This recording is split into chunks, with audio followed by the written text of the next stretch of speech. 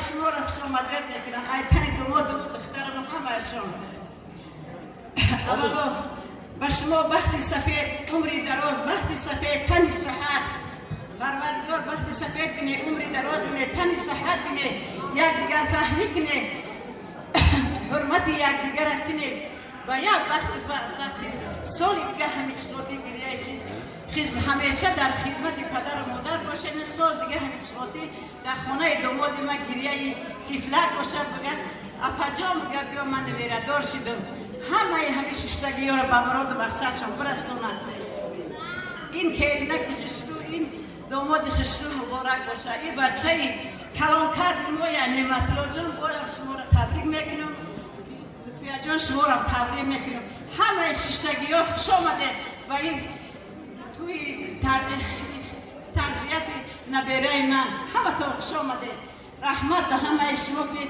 خاطر داماد مرا دختر مرا نبیره مرا کرده آمده بازم همه تا خوش آمده آمین رب العالمین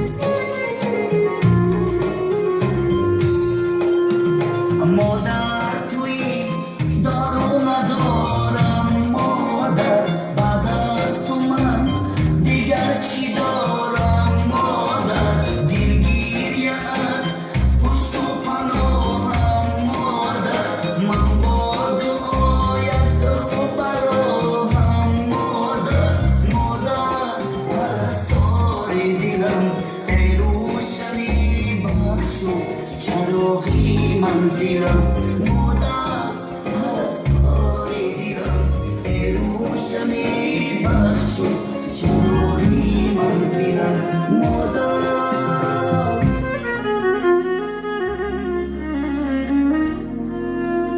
سلامت باشد. تشکر زیاد برای سرودی مادر استاد خیرالدین بازار. سلامت باشید. بار دیگر دوستان عزیز همیشه تمنا میکنیم که مادران سایبان سری فرزندان باشد. میگید که پدر پیغمبر و مادر فرشته، پدر پیغمبر و مادر فرشته، ملائک این دو را طوری نوشته.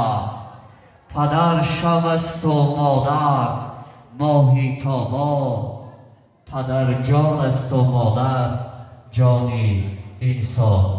باید همیشه پدر و مادر ستون خاندانی هر که ما و شما باشد. و دوستان عزیز